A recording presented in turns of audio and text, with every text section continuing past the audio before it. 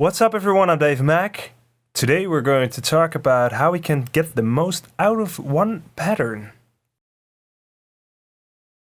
Just a single pattern really can be enough to create a track, including a break and build-up. Let's see how we could manage this.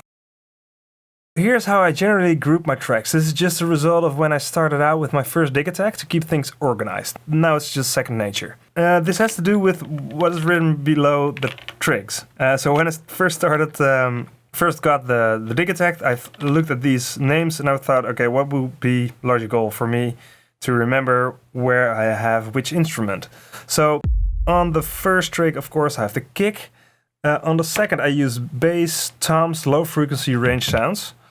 On the third track, I'll use various percussions and one-shots. On the fourth track, I'll use clap, snare, various percussions and one-shots. On the fifth track, I'll use synth sound. Like cowbell is like a tonal thingy, so I thought that would be a nice track to use for synth stabs. The sixth track is used for hi-hats, closed mostly, but sometimes open as well. And the seventh track is for more hi-hats and shakers. And the eighth is for cymbals, so mostly rides, and synth pads. So sometimes the rides will be here, sometimes synth pads. This setup is dynamic. For some grooves I'll use the kick track for both the kick and the bass, for instance, to free up some space on other tracks. Track 3 is a track that I mostly use for multiple sounds. I'll pattern lock different sounds on it with various conditions on them. This is one of the tricks to keep a groove interesting for a longer time and make it sound like there's much more going on than 8 audio tracks. It takes a lot of tweaking and listening back to get this stuff right? So I take my time for this. There's one trick that I want to show you that I tend to use to speed things up a bit. Let's see what I have here. But let's say, see two sounds. Let's say I want to add another one. So I'll go over here and I'll lock this sound, as well as the tune, length, loop. Like, let's just go completely mental and map everything. I'll leave that because there we go. Because all these parameters are relevant for this particular trick. Let's go over to this one as well. Length, and now go over to the other one and do the same. Length. As you can see, I already locked some of them. Yeah, that's fine.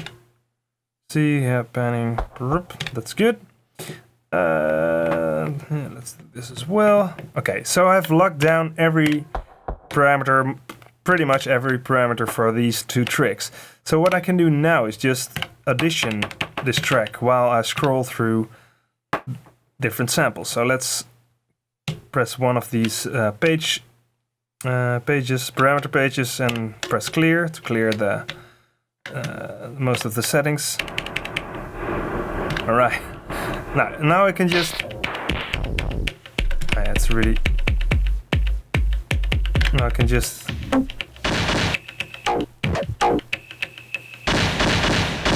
So let's see what this track sounds like and find a good sample.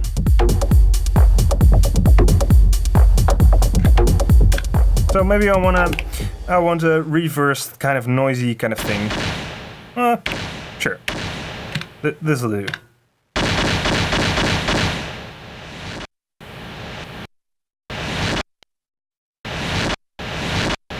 All right, and let's see where I want to have it.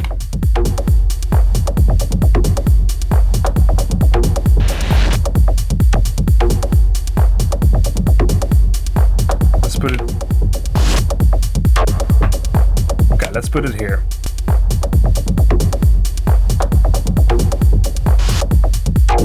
Cool.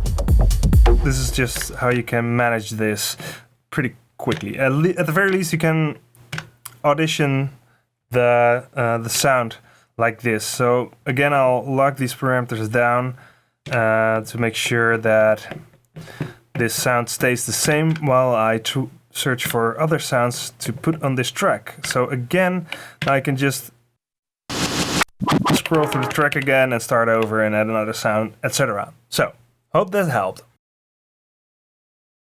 This is a really interesting thing as well that I use in some of my grooves.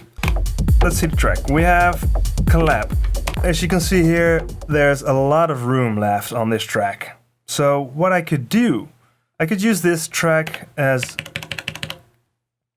for another shaker, for instance. So what I'm gonna do is lock this one down, put it on fill, no fill. Like when I use fill, this one won't sound, right? It's not really necessary per se, but let's just act like it is.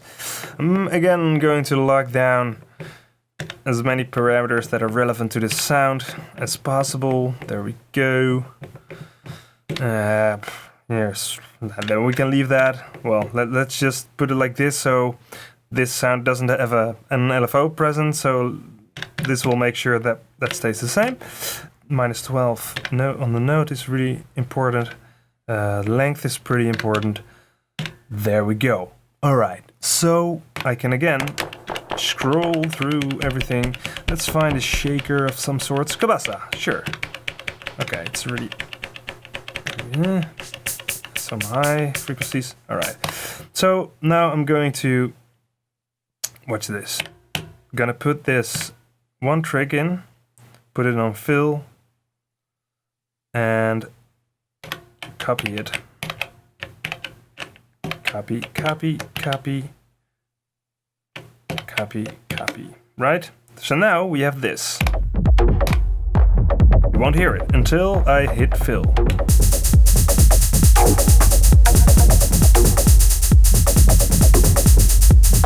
Alright. Sounds pretty nice, but it's really static, so let's add. Remember, this is the original trick. The LFO won't be used when I tweak it, whatever I do now. So let's, I like to use sample start a little bit and set it on trig mode and turn down the LFO trig parameter and then only turn it on for this trick and then see what happens. Lock down, let's latch the fill so we know what's going on.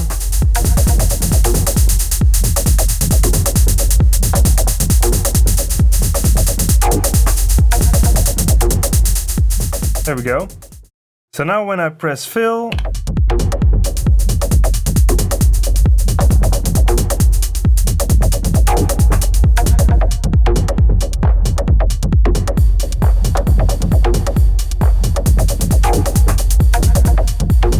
that's it. This trick I recently started using, so not every groove in my live set makes use of it yet. It's a great way of adding a different sound on top of an existing track. Let's take a hi-hat, and I'll lock down most of, if not all, parameters for each trick, right? Like we did before. Let's do that again. Right? That's the hi-hat. I locked everything down. Now I changed the track sample to a one-shot sweep sound.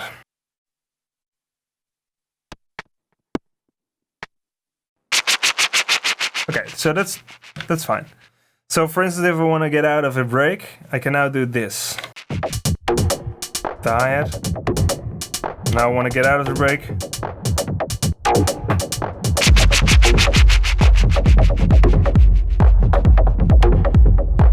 So, really cool trick, I think. So what I did there was mute the hi-hat afterwards. So I come out of the break, I hit this trick, and then I unmute it really quickly by pressing Funk and 6. So, of course, it overrides the hi-hat, but it's a neat trick to add another layer to your pattern.